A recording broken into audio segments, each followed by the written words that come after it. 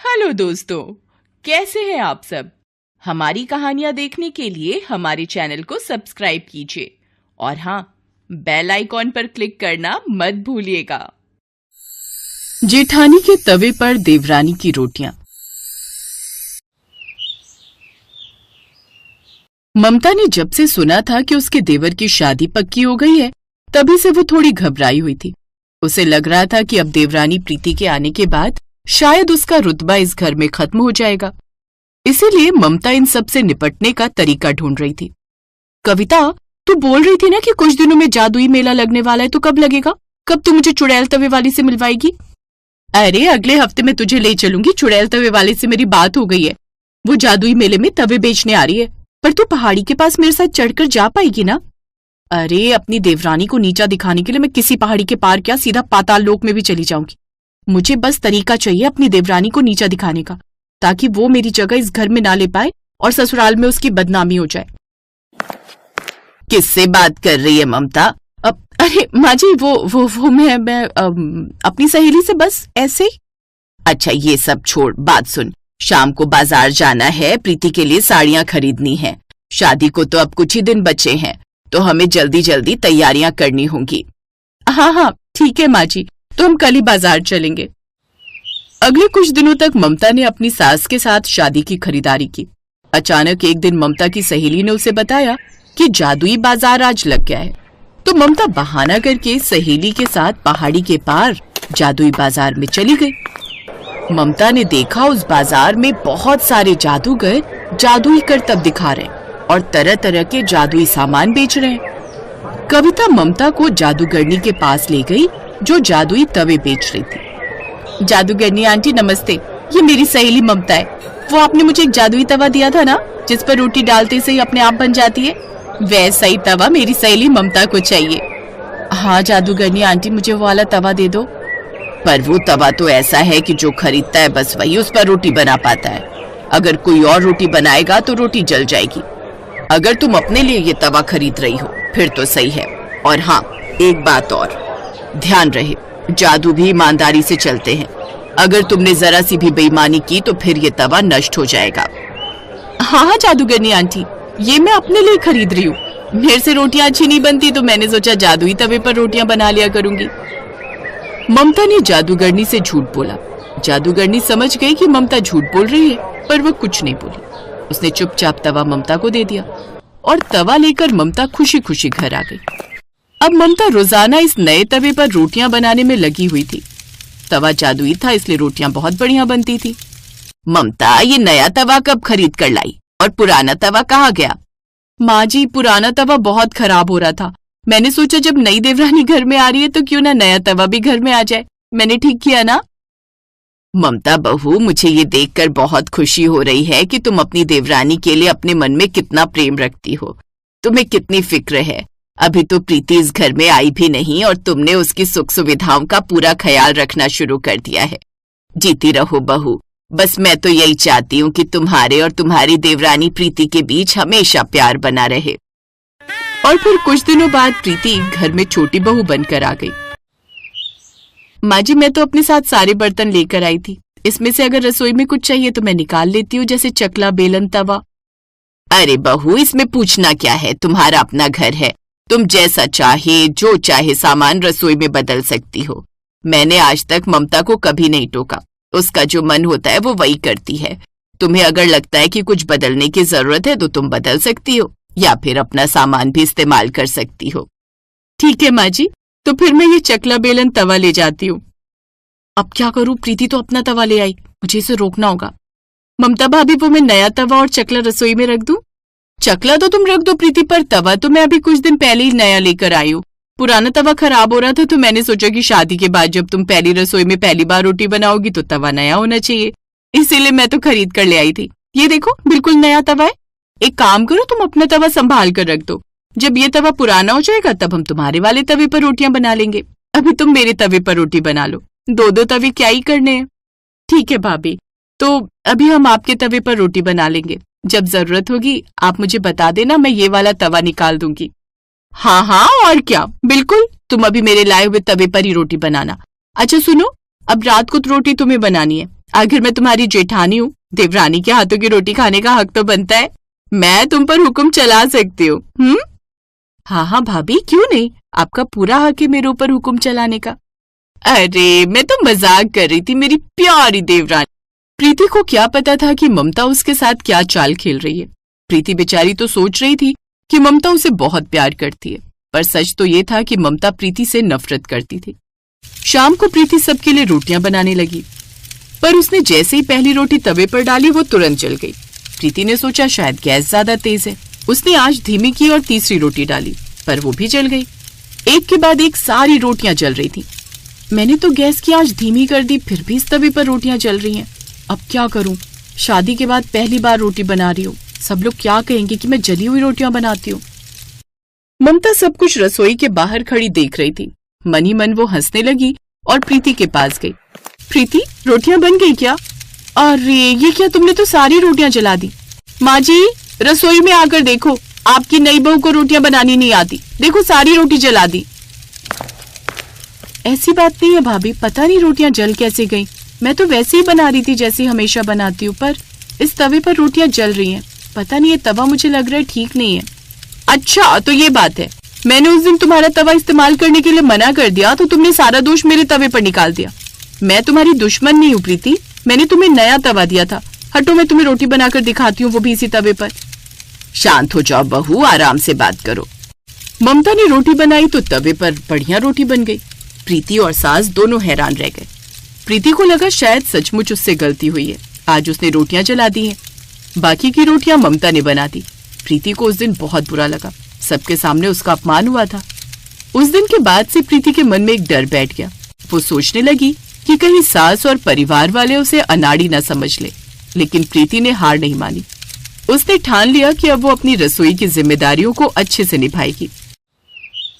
मुझे लगता है जो तवा भाभी लाई है उस पर मैं रोटी बना नहीं पा रही हूँ। मैं एक काम करती हूँ, एक बार अपना लाया हुआ तवा निकाल कर देखती हूँ, शायद उस पर रोटियां अच्छी बन जाए। प्रीति के मन में ममता के लिए कोई शक नहीं था, बल्कि उसे यही लग रहा था कि शायद वो अपनी जेठानी के तवे पर रोटियां नहीं बना पा रही। इस बार उसने अपना लाया हुआ पुराना तवा निकाल लिया, जिसे उसने चुपचाप गैस पर रखा और रोटियां बनाने लगी। पहली रोटी डाली और जैसे ही वो फूली, प्रीति की आंखों में चमक आ गई। इतनी देर में सास और ममता भी आ गए। अरे वाह प्रीति बहू, आज तो तुम बहुत बढ़िया रोटियां बना रही हो। ये तवा कौन सा है प्रीति जिस पर तुम रोटियां बना रही हो? क्या तुमने मेरे तवे पर रोटियां नहीं बनाई आज? हाँ भाभी, आज मैंने आपके तवे पर रोटियां नहीं बनाई। मैंने सोचा एक बार तवा बदल कर देखती हूँ और यही हुआ। मैंने तवा बदला और रोटियां अच्छी बन गई। मुझे लगता है शायद मैं इस तवे पर रोटियां अच्छी बना लूंगी, उस तवे पर मुझसे नहीं बनेगी। ये सब बेकार की बात है प्रीति, मैं खुद नया तवा खरीद कर लाई थी, देखो कितना बढ़िया। ममता ने जैसे ही गैस के चूल्हे के नीचे से जादुई तवा बाहर निकाला, उसके होश उड़ गए। तवे के 2 टुकड़े हो चुके थे। देखा भाभी, ये तवा बहुत कमजोर था इसीलिए टूट गया। मैंने कहा था ना, कमी मेरे हाथों में नहीं, कमी इस तवे में है। तभी तो देखो कुछ ही दिनों में टूटकर 2 हिस्से हो गए। मैंने सही कहा ना माँ जी? हाँ बहू, बिल्कुल सही कहा। वही तो, अगर रोटी बनाते बनाते तवा टूट जाता तो। ममता, आगे से ध्यान रखना, कोई भी चीज लो देख परख कर खरीदना। चलो अब कोई बात नहीं, अब प्रीति के तवे पर ही रोटी बनाया करो। इस तवे को उसी दुकानदार को वापस करके आओ जिससे खरीद कर लाई थी। कहते हैं जो दूसरों के लिए गड्ढा खोदता है वो खुद ही उस गड्ढे में गिर जाता है। ऐसा ही ममता के साथ हुआ। उसने अपनी देवरानी के साथ गलत करना चाहा, पर खुद ही उसके साथ गलत हो गया। जादूगरनी की बात सच हो गई। ममता ने उससे झूठ बोलकर तवे को गलत इस्तेमाल के लिए खरीदा, पर तवा बेईमानी का भार सहन नहीं कर सका और टूटकर नष्ट हो गया।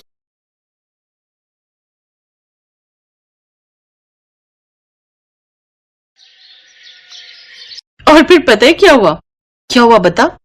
मैंने जैसे ही थैला खोला उसमें 3 आलू थे और कम से कम 5 लौकी। हैं? पर वो कैसे? अरे मैंने इन्हें कहा था कि 3 किलो आलू लाना और आधा किलो लौकी, पर ये वहां जाकर भूल गए और 3 किलो लौकी ले आए और आधा किलो आलू। बता, ऐसे हैं ये। कमाल ही हो गया ये तो। फिर तूने उन्हें कुछ कहा नहीं?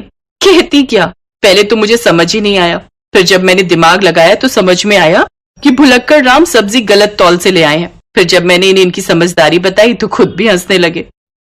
अच्छा फिर मैंने कहा कि अब आपने गलती की है तो इसका खामियाजा तो आपको भुगतना पड़ेगा। अच्छा, फिर तूने क्या करवाया जीजू से? मैंने कहा कि अब इतनी लौकी का क्या करें, तो खुद से ही बोले कि चलो लौकी की बर्फी बनाते हैं। और पता है मैंने तो बहुत कम काम किया और सारी बर्फी इन्हीं से बनवाई। अरे वाह, तो कैसी बनी इतनी सारी लौकी की बर्फी? एक नंबर की बकवास, एक पीस खाकर ही फेंकनी पड़ी सारी की सारी। इनका चेहरा तो बस देखने लायक था, घर में सब लोग इन पर हंसे ही जा रहे थे। ये है सुधा और उसकी बचपन की सहेली जया। सुधा की शादी 2 साल पहले सुरेश के साथ हुई थी। सुरेश अपनी माँ कमला और छोटे भाई जयेश के साथ रहता था। कई दिन बाद जब सुधा अपने माता पिता से मिलने अपने मायके आई, तो उसके आने की खबर मिलते ही उसकी बचपन की सहेली जया भी उससे मिलने चली आई, जो उसी के मोहल्ले में रहती थी। दोनों बचपन की सहेलियां थी और एक दूसरे पर जान छिड़कती थी। उस दिन दोनों ने ढेर सारी बातें की और फिर जब जया अपने घर जाने लगी, अच्छा अब मैं चलती हूँ, 2 घंटे हो गए यार बात करते करते, बिल्कुल पता ही नहीं चला। चल अब तू भी आराम कर। अरे यार शिट, क्या हुआ? देख तुझसे बतियाने में तुझे तेरा गिफ्ट देना तो भूल ही गई। है मेरा गिफ्ट? पर किस खुशी में? अरे कुछ नहीं, मैंने जब सुरेश को तेरे बारे में बताया तो उन्होंने मुझसे कहा कि मैं तेरे लिए कोई गिफ्ट लेकर जाऊं, तो बस मैंने ले लिया। ये देखना कैसे है।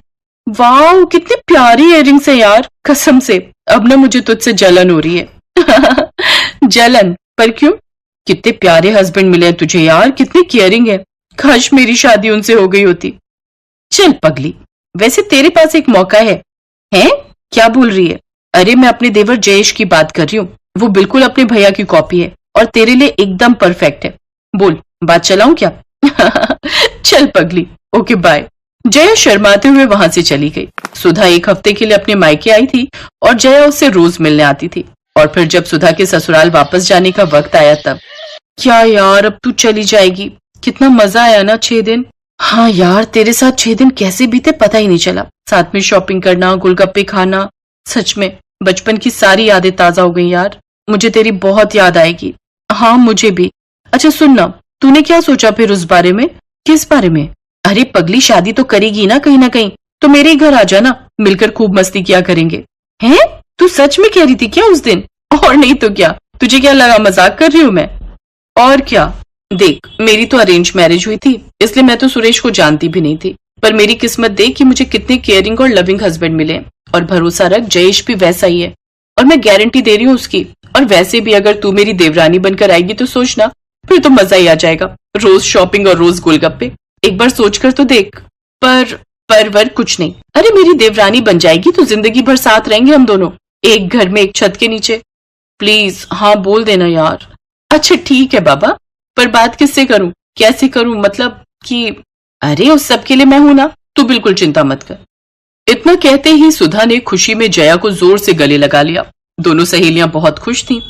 उधर सुधा ने अपने ससुराल जाते ही अपनी सास कमला से जया के लिए बात की। पूरा परिवार जया के घर पहुंचा और जयेश को भी जया पसंद आ गई। चटमंगनी पट ब्याह होते ही जया अब सुधा की देवरानी बनकर उसके घर आ गई। दोनों सहेलियों का ससुराल अब एक था। और फिर सुधा अब तो तू खुश है ना? ले आ गई मैं तेरी देवरानी बनकर। पहली बात तो ये है कि ये तेरा और तू कहना बंद कर मुझे, और दूसरी बात मैं तेरी जेठानी हूँ, तो सबसे पहले तू पहले मेरे पैर छू। ये क्या कह रही है सुधा? क्या हो गया तुझे? समझ नहीं आता? पैर छू मेरे। सुधा के ये बदले तेवर देखकर जया हैरान रह गई थी, मगर वो मजबूर थी क्योंकि वो देवरानी थी और सुधा उसकी जेठानी। ऐसे में बेचारी जया आंखों में आंसू लेकर सुधा के पैर छूने के लिए जैसे ही झुकी तो सुधा ने फौरन उसके कंधे पकड़ लिए। ओए पगली, मजे ले रही थी तेरे। तू ना रुक जरा, अभी बताती हूँ जेठानी की बच्ची। सुधा ने जया के साथ ऐसा मजाक किया था कि एक बार को तो जया भी घबरा गई थी। फिर गुस्से में वो सुधा को मारने दौड़ी। उधर सुधा भी पूरे घर में भाग रही थी। जया ने सुधा को पकड़ लिया और फिर दोनों खुशी में जोर से गले लग गई, क्योंकि वो जानती थी कि अब वो जिंदगी भर साथ रहने वाली थी। अब तो वो दोनों हर वक्त साथ रहती, साथ काम करती और घंटों बातें किया करती। लेकिन फिर कुछ दिनों के बाद घर की डोरबेल बजी, जो इन दोनों सहेलियों के लिए किसी खतरे की घंटी से कम नहीं थी। कौन है? सुधा देखना जरा। मैं हूँ माँ। घर के मेन गेट पर नंदिनी खड़ी थी, जो सुरेश और जयेश की बड़ी बहन थी, और वो अपने साथ एक बड़ा सूटकेस लेकर आई थी। उसकी आंखों में गुस्सा साफ दिखाई दे रहा था। और फिर अरे नंदिनी, ऐसे अचानक? अब दामाद जी कहाँ हैं? वो नहीं आए और नहीं आएंगे। मैं घर वापस आ गई हूँ माँ। इतना कहते ही नंदिनी अपनी माँ कमला के गले लगकर जोर जोर से रोने लगी। उसने एक सांस में अपनी माँ को सारी बात बता दी। तू चिंता मत कर, जब तक तू चाहे यहीं रह। कमला की बात सुनकर जया और सुधा एक दूसरे की शक्ल देखने लगी। शाम को रसोई में, ए सुधा सुनना, ये नंदिनी दीदी क्यों आई है? यार मुझे नहीं पता। अच्छा वैसे स्वभाव कैसा है इनका?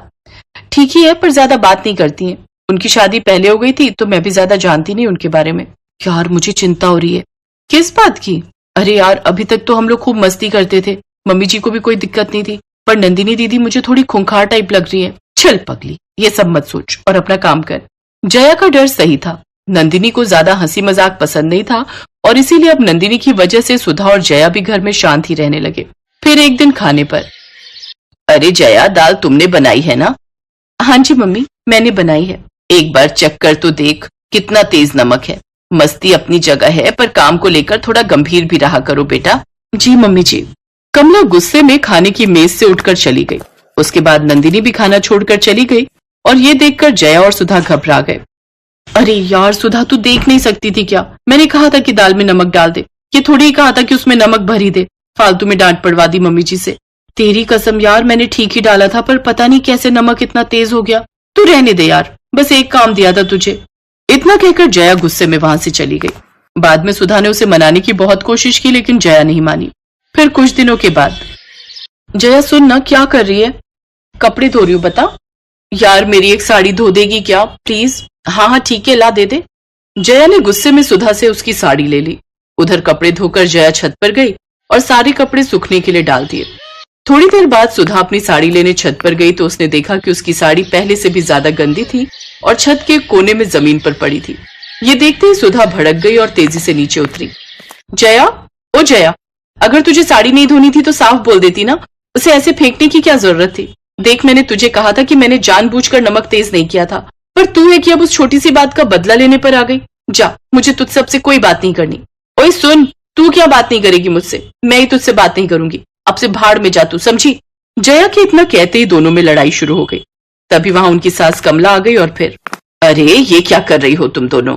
आपस में मत लड़ो। देखिए ना मम्मी जी, इसने मेरी साड़ी फेंक दी। मम्मी जी कसम से मैंने नहीं फेंकी, बल्कि इसी ने दाल में नमक तेज कर दिया था उस दिन। मम्मी जी से कह दो कि ये यहाँ से चली जाए वरना मैं कुछ कर बैठूंगी। तुम दोनों चुप हो जाओ। तुम दोनों कहीं नहीं जाओगी। यहाँ से जाना किसे चाहिए ये मैं जानती हूँ, और वो तुम दोनों नहीं बल्कि नंदिनी है। कमला की बात सुनकर हर कोई हक्का बक्का रह गया और पास ही खड़ी नंदिनी के तो पैरों तले जमीन ही नहीं रही। और फिर, क्या? पर मैंने क्या किया माँ? इस सब में मेरा क्या कसूर? मैं सब जानती हूँ नंदिनी, तू अपनी जेठानी से लड़कर यहाँ आई थी। मुझे लगा तू परेशान है इसलिए मैंने तुझे वापस जाने को नहीं कहा, लेकिन तू तो मेरे ही घर को उजाड़ने लगी। मेरी दोनों बहुओं में लड़ाई कर दी। उस दिन दाल में जब तूने नमक डाला था तो मैंने सब देख लिया था। मैं तो बस जय को डांट कर तेरे इरादे भांप रही थी, और आज मैंने खुद देखा कि कैसे तूने छत पर जाकर सुधा की साड़ी तार से नीचे गिराकर उसे गंदा किया। अब बस बहुत हो गया। इससे पहले कि मैं कुछ गलत कह दूं चली जा अपने घर। और तुम दोनों, तुम तो बचपन की सहेली हो ना, फिर एक दूसरे पर इतना भी भरोसा नहीं है। ऐसी कैसी दोस्ती है ये? चलो एक दूसरे से माफी मांगो। सच्चाई जानकर सुधा और जया एक दूसरे के गले लगकर रोने लगी। दूसरी तरफ अपनी पोल खुलने के बाद नंदिनी चुपचाप सूटकेस लेकर बाहर निकल गई।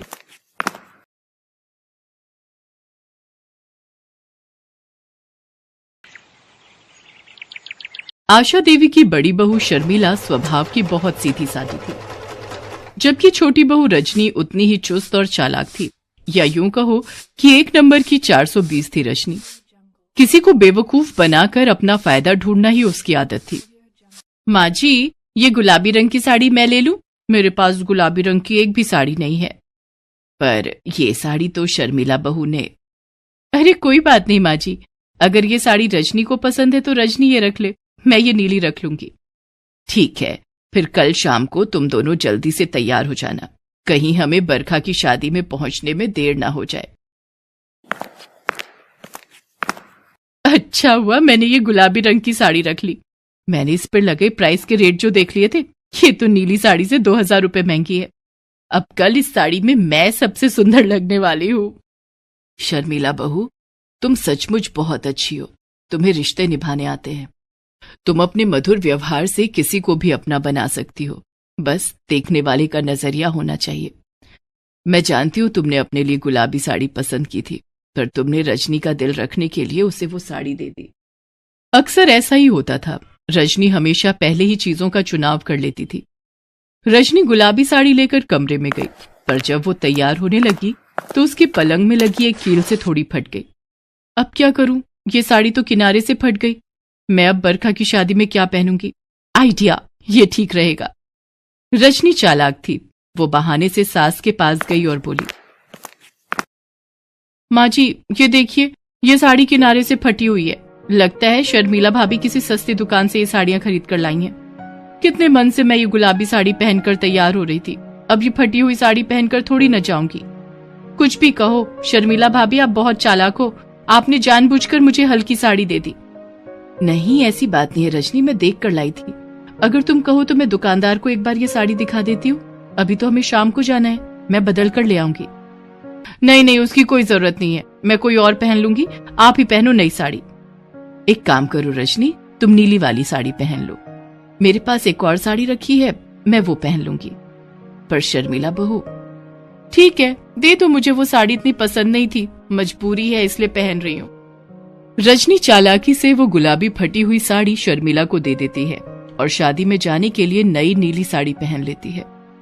अगले दिन शर्मिला वो फटी हुई साड़ी दुकानदार को देने आती है।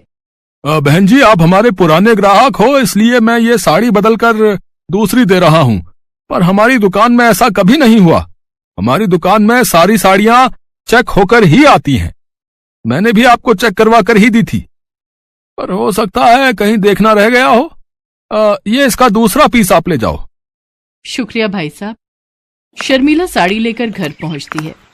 बदल दी दुकानदार ने? बदलता भी क्यों नहीं, गलती भी तो उसी की थी, फटी हुई जो पकड़ा दी थी। लाओ, मैं इसे अलमारी में रख देती हूँ। देखो कैसे छीन कर ले गई, बिल्कुल शर्म नहीं है इसमें। अब ये नीली साड़ी इसकी हो गई, तू कब तक सीधी बनी रहेगी बहू।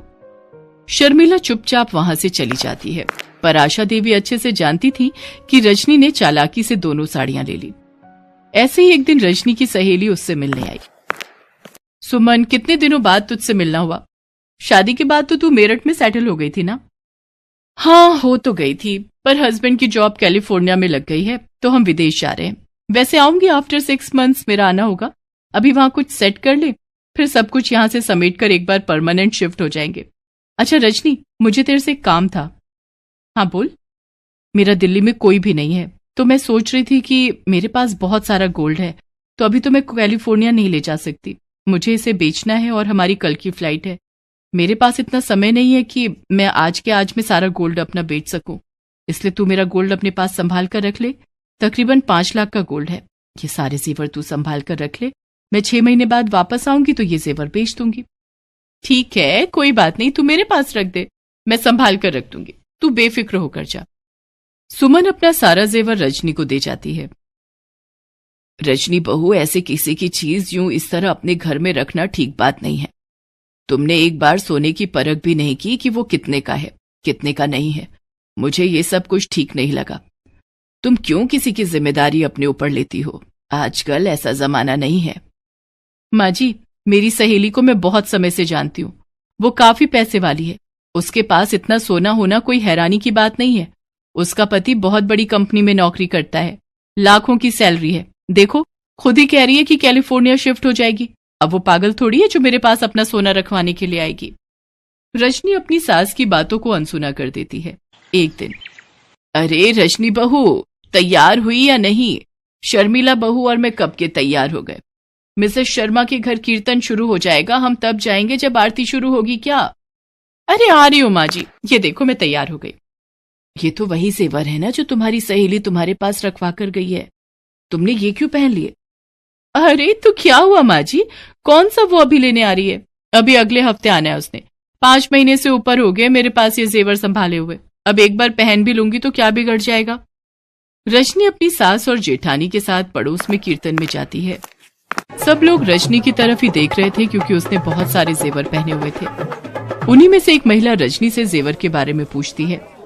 अरे वाह रजनी, जेवर तो तूने बड़े अच्छे पहने हैं। असली सोने के हैं क्या? तो और क्या, कोई आर्टिफिशियल थोड़ी पहनूंगी, असली सोने के हैं, नए बनवाए हैं मैंने। अगर आप बुरा ना माने तो एक बात कहूँ, ये जेवर सोने की नहीं है, ये तो आर्टिफिशियल ज्वेलरी है। जरूर आपको किसी सुनार ने लूट लिया। ये कैसी बातें कर रही हैं आप मेरे सोने के जेवर को आर्टिफिशियल ज्वेलरी बता रही हैं?